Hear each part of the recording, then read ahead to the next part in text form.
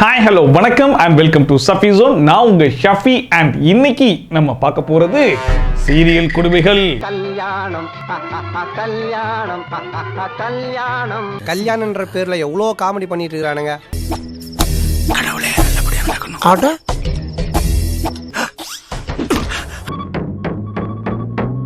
அண்ணி பாசா பாருங்க அண்ணி.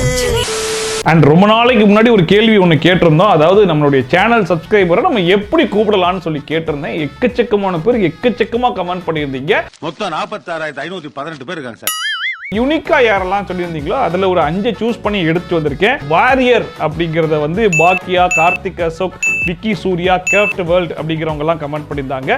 காம்ரேட்ஸ் அப்படிங்கறத வந்து கவி சத்யா அப்படிங்கிறவங்க கமெண்ட் பண்ணியிருந்தாங்க. பார்ட்னர்ஸ் அப்படிங்கறத வந்து பாஸ்திகா டிராகன் டைல்ஸ் அப்படிங்கிறவங்க கமெண்ட் பண்ணியிருந்தாங்க. படீஸ் அப்படிங்கறத வந்து சேகர் ஜெயாஹரி தமிழ் என்டர்டைன்மெண்ட் இவங்க 2 பேர் கமெண்ட் பண்ணியிருந்தாங்க. ஜோன் மேட்ஸ் அப்படிங்கறத வந்து தருண் கமெண்ட் பண்ணியிருந்தாரு. இவங்களா மட்டும் தான் கமெண்ட் பண்ணியிருந்தாங்களான்னு இல்ல, எக்கச்சக்கமான பேர் பண்ணியிருந்தாங்க. பட் இருந்தாலும் அதுல நம்ம செலக்ட் பண்ணி கொண்டு வந்தது. உங்க முடிவுகள் விசித்திரமா இருக்கு, வித்தியாசமா இருக்கு. Hi warriors, hi comrades, hi partners, hi buddies, hi zone mates. இந்த 5ல எது நல்லா இருக்கு அப்படிங்கறத சொல்லுங்க. அதுல ஒண்ணை நம்ம பிக்ஸ் பண்ணிடுவோம். ஃபர்ஸ்டா வசந்தி அப்படிங்கிறவங்க கமெண்ட் பண்ணியிருந்தாங்க. விஜய் டிவியில் வரக்கூடிய தங்க மகள் அப்படிங்கிற சீரியலை போய் பாருங்க. அந்த சீரியல்ல ஒரு மேரேஜ் ஃபங்க்ஷன் நடக்குது, அந்த அநியாயத்தை நீங்களே போய் பாருங்க அப்படிங்கிற மாதிரி போட்டிருந்தாங்க. கல்யாணம் கல்யாணம் கல்யாணம்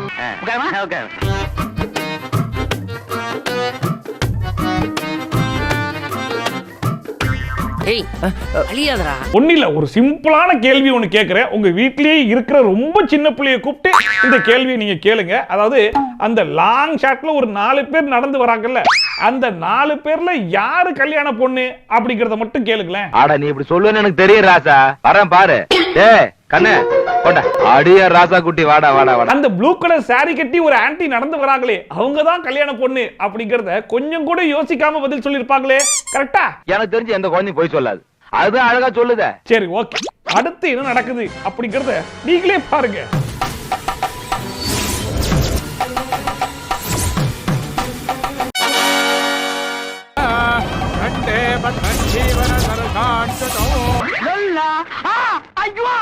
அதாவது தூரத்துல நடந்து வரும்போதே நம்ம மாப்பிள்ளை பயப்புல பொண்ணு வருதா அப்படின்னு சொல்லிட்டு பயங்கரமா வெக்கப்பட்டுக்கிட்டு இருந்தாப்புல.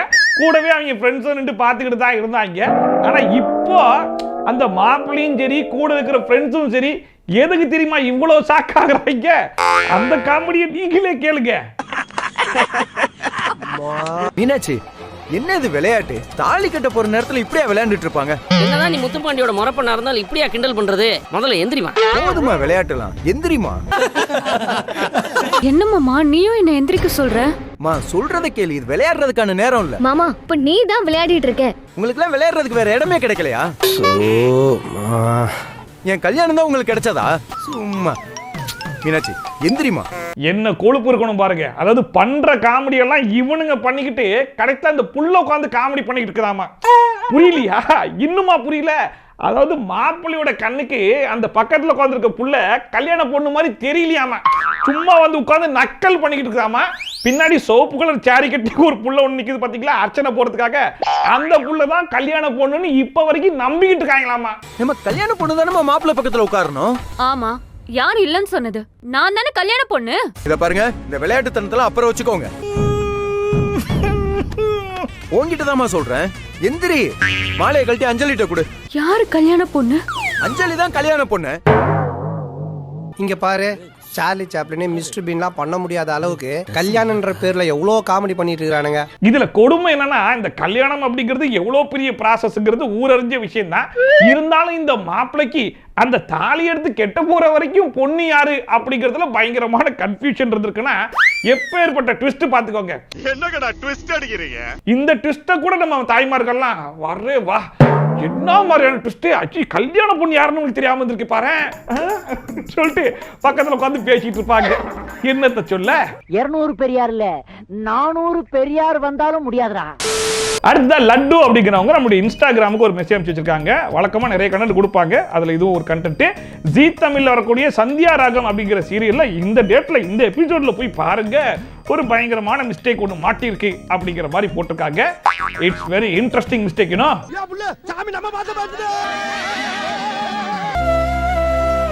எல்லாத்தையும் நான் தூக்கி போட்டுட்டேன்.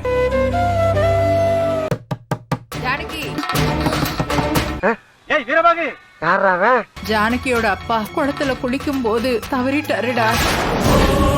அதாவது இப்பதான் கல்யாணம் முடிஞ்சு இளம் தம்பதியர் 2 பேரும் வீட்டுக்கு வந்திருக்காங்க. வீட்டுக்கு வந்து கொஞ்சம் அப்படி இப்படி கொஞ்சம் சந்தோஷமா இருக்க வேண்டிய இந்த நேரத்துல பார்த்து ஒரு துக்கமான செய்தி வருது. அது என்னன்னா, பொண்ணோடைய அப்பா இறந்து போயிட்டாரு அப்படின்னு சொல்லி இந்த நியூஸை கேட்ட உடனே 2 பேரும் அடிச்சு பிடிச்சி அவங்க அப்பாவை பார்க்கறதுக்காக ஓடி போறாங்க.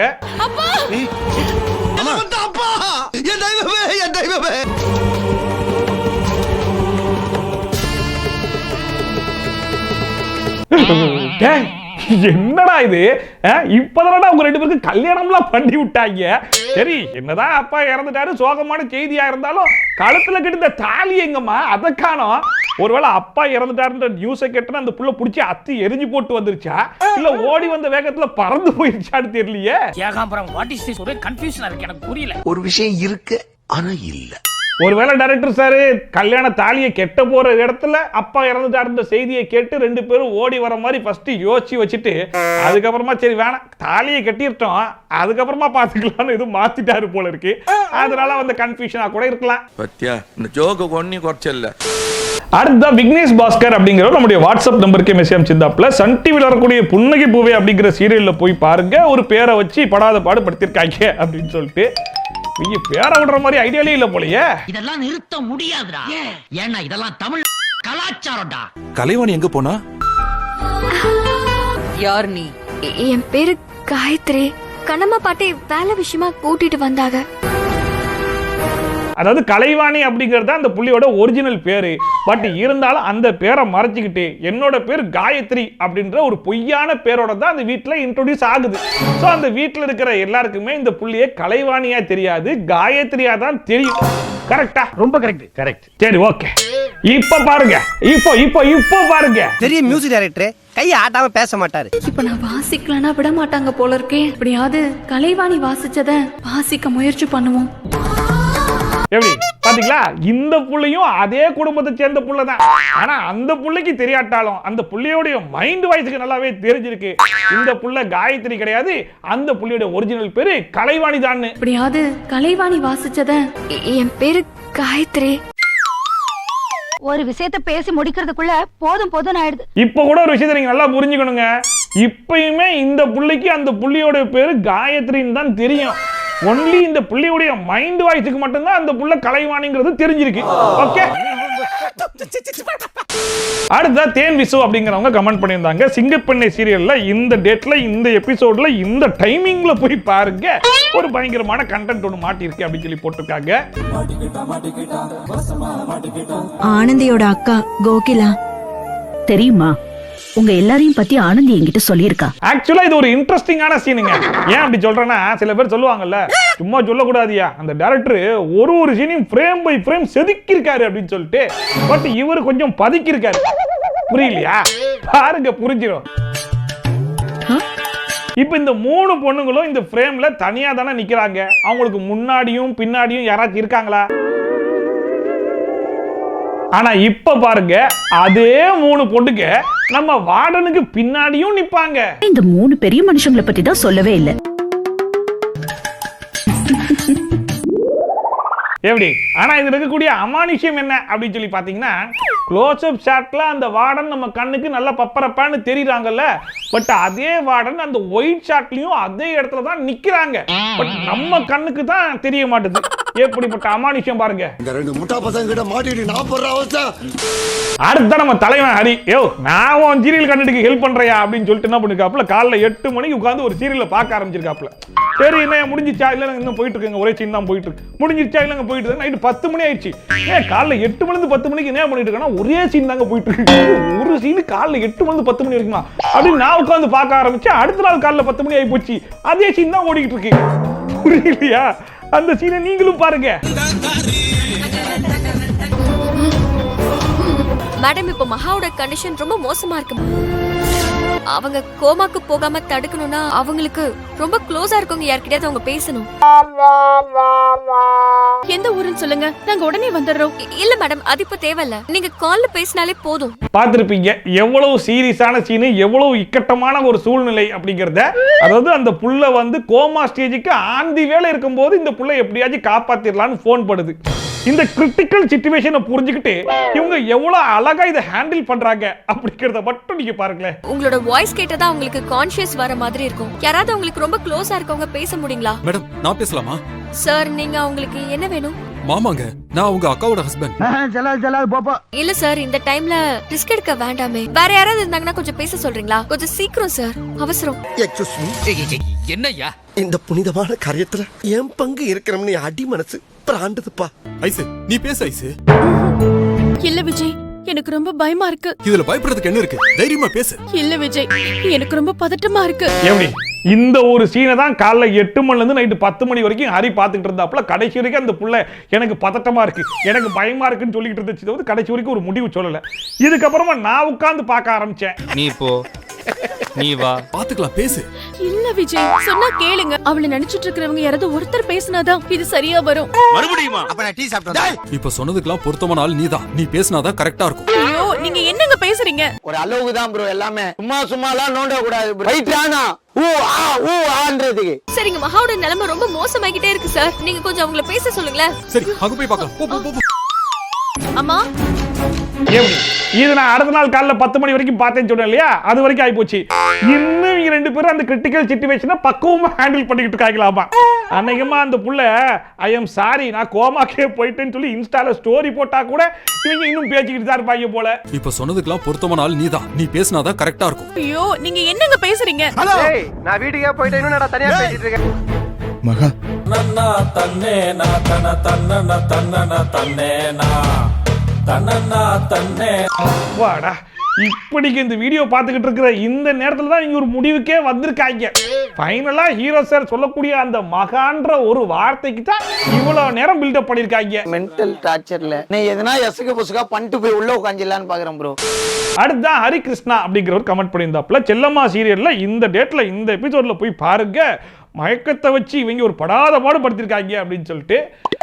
மயக்கத்தை வச்சு இவங்க என்ன பண்ணுவாங்க, வேற என்ன பண்ணிடுவாங்க? இப்பவே இந்த உண்மை எல்லாத்தையும் சொல்லி சித்து செல்லம்மா கல்யாணத்தை நடத்தி வைக்கணும்.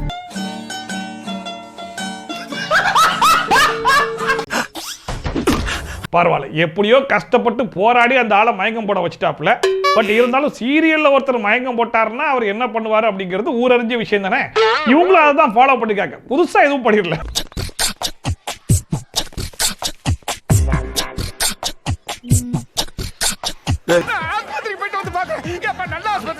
ஆனா சும்மா சொல்லக்கூடாதுயா, நல்லா ஸ்டெடியா இருக்கவங்க கூட இவ்வளவு ஸ்டெடியா நடப்பானா அப்படிங்கிறது கொஞ்சம் சந்தேகம் தான். ஆனா என்னதான் நான் மயக்கத்துல இருந்தாலும் ஒன்னை விட ஃபாஸ்டா நடந்து காட்டுறேன் பாடுறா அப்படின்னு குடு குடுன்னு ஓடி வந்து ஆட்டோல ஏறி படுத்துட்டாரு பாத்தீங்களா? எப்படின்னு சூப்பர்ல. அடுத்த பிடிஎம்எஸ் ஃபேமிலி அப்படிங்கிறவங்க கமெண்ட் பண்ணிருக்காங்க, ஜீ தமிழ்ல வரக்கூடிய கார்த்திகை தீபம் அப்படிங்கிற சீரியல்ல இந்த டேட்ல இந்த எபிசோட்ல போய் பாருங்க, ஒரு சிலையை வச்சு சரியான காமெடி பண்ணி வச்சிருக்காங்க அப்படின்னு சொல்லி போட்டுருக்காங்க. சிலையை வச்சு காமெடியா? ஒரு அந்த மாதிரி இருக்காருமா. அந்த ராமர் சீதா சிலைய எனக்கு கொஞ்சம் தரீங்களா? தீபாவுக்காக இதை தரேன். என்னடா நட்பு இந்த காலத்துல இப்படி ஒரு நட்பா? ஃப்ரெண்ட்ஷிப்னா இதான்டா ஃப்ரெண்ட்ஷிப்.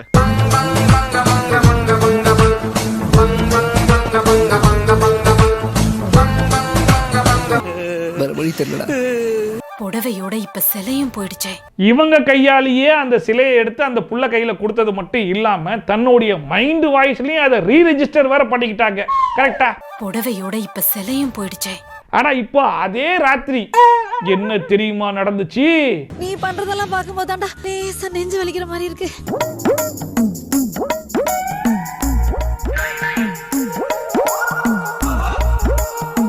என்ன ஒரு அமானுஷ்யம் பாத்தீங்களா? அதாவது தன் கையால கொடுத்து விட்ட அந்த சிலை மறுபடியும் ராத்திரியோட ராத்திரியா கடைசி பஸ்ஸை பிடிச்சி அதே இடத்துக்கு வந்து குந்திக்கிச்சுங்க. ஐயா, என்னையா சொல்றீங்க? இப்படிப்பட்ட அமானுஷ்யம்னா நம்ம சீரியல்ல மட்டும்தான் பார்க்க முடியும்.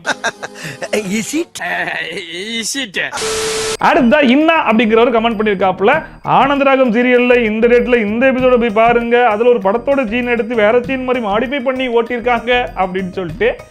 என்ன படம் தெரியுமா? பாஸுக்கு ஆக்சிடென்ட் ஆயிடுச்சு. சரி நான் இப்பவே வரேன். சரி சரி நீ ஜீரோங்க நீ. இந்த ஒரு அற்புதமான கெட்டப்ப பார்த்த உடனே இது என்ன படம் அப்படிங்கறத உடனே எல்லாரும் சொல்லிருப்பீங்களே. சொல்லலையா? சரி ஓகே, யாராச்சும் சொல்லல அப்படின்னு சொல்லி சொன்னீங்கன்னா உங்களுக்காகவே அது என்ன படம் அப்படிங்கறத நான் சொல்றேன், பாத்துக்கோங்க. பஸ் அண்ணி வர போறாங்க. அழகு சுந்தரம்னு ஆக்சிடென்ட் கேஸ்ல அட்மிட் ஆயிருக்காரு. அண்ணி பாசா பாருங்க அண்ணி. நான் இவரோட கொஞ்சம் பேசலாமா?